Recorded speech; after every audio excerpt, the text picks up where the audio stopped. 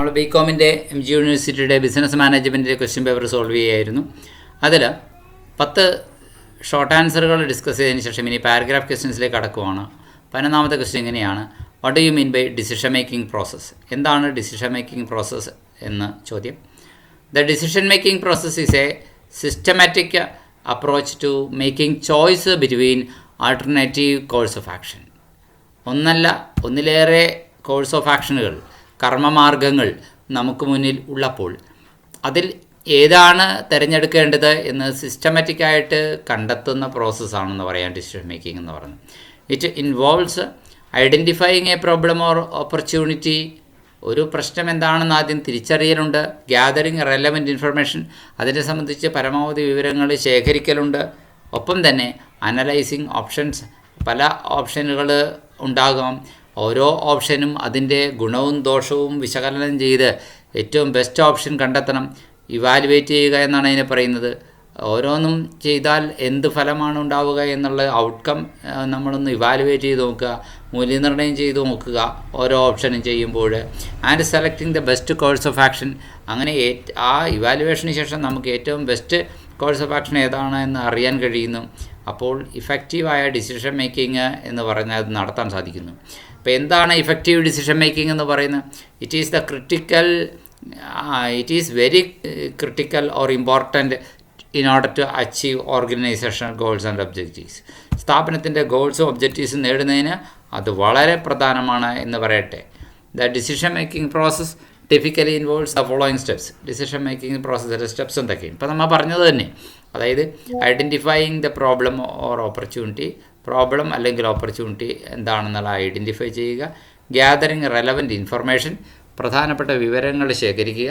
Analysing options, നമുക്ക് മുന്നിലുള്ള options എന്തൊക്കെയാണെന്നൊന്ന് analyse ചെയ്ത് നോക്കുക. ഒപ്പം തന്നെ ഇവാലുവേറ്റിംഗ് പൊട്ടൻഷ്യൽ ഔട്ട്കംസ്. ഓരോന്നും ചെയ്യുമ്പോൾ എന്ത് ഫലങ്ങളാണ് നമുക്കുണ്ടാകാൻ സാധ്യതയുള്ളത്, ആ സാധ്യതയുള്ള ഫ്യൂച്ചർ ഔട്ട്കംസ് ഓരോന്നും അതിൻ്റെ മൂല്യനിർണ്ണയം നടത്തുക, ഇവാലുവേറ്റ് ചെയ്യുക. Selecting the best course of action, ഏറ്റവും നല്ല കോഴ്സ് ഓഫ് ആക്ഷൻ സെലക്ട് ചെയ്യുക. ഇംപ്ലിമെൻറ്റിംഗ് ദ ഡിസിഷൻ, അതായത് അത് നടപ്പിലാക്കാൻ നോക്കുക. Monitoring and evaluating the outcome, അതിൻ്റെ ഫലം നല്ലതാണോ ചീത്തയാണോ എന്ന് നോക്കാനായിട്ട് monitoring and evaluation of the outcome. ഇത്രയും കാര്യങ്ങളാണ് അതുമായി ബന്ധപ്പെട്ട് നമുക്ക് പറയാനുള്ളത്. അടുത്തത്, what are the objectives of management? മാനേജ്മെൻറ്റിൻ്റെ ലക്ഷ്യങ്ങൾ എന്തൊക്കെയാണ്? 1.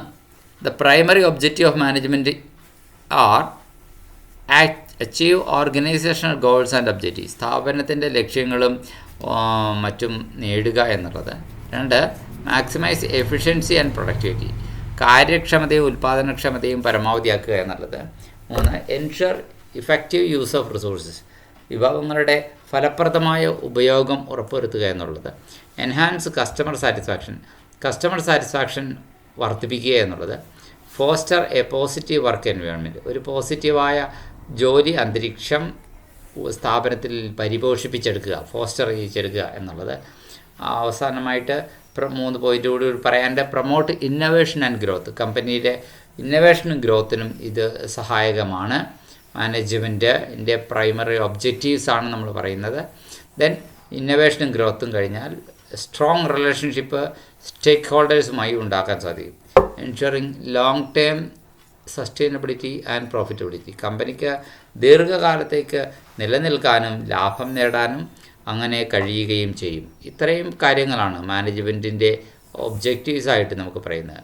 ഒബ്ജക്റ്റീവ്സ് ഓഫ് മാനേജ്മെൻറ്റ് എന്താണെന്ന് ചോദിക്കുമ്പോൾ പ്രാഥമിക ലക്ഷ്യങ്ങൾ ഇതെല്ലാമാണ് എന്ന് നമുക്ക് മനസ്സിലാക്കാൻ സാധിക്കും. അടുത്തത്, what are the process of organising?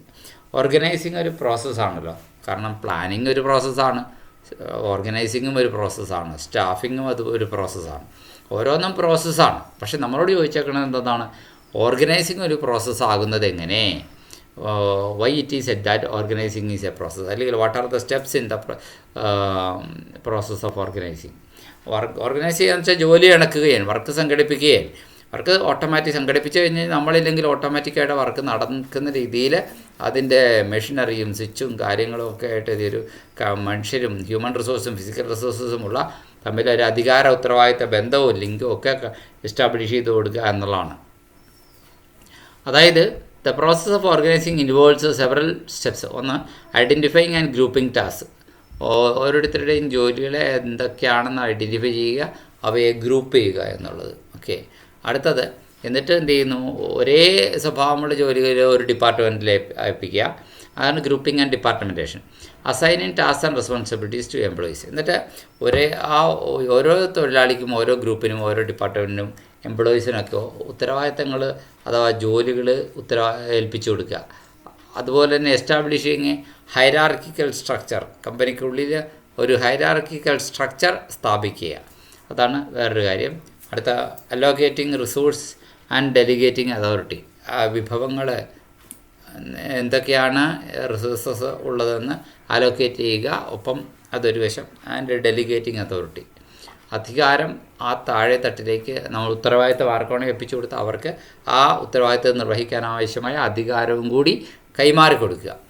Coordinating activities and ensuring communication. പിന്നെ സ്ഥാപനത്തിൻ്റെ പ്രവർത്തനങ്ങളെ ഏകോപിപ്പിക്കുക, ആശയവിനിമയം ഉറപ്പുവരുത്തുക. ഇത്രയും കാര്യങ്ങളും കൂടിയാണ് അതിനകത്ത് വരുന്നത്.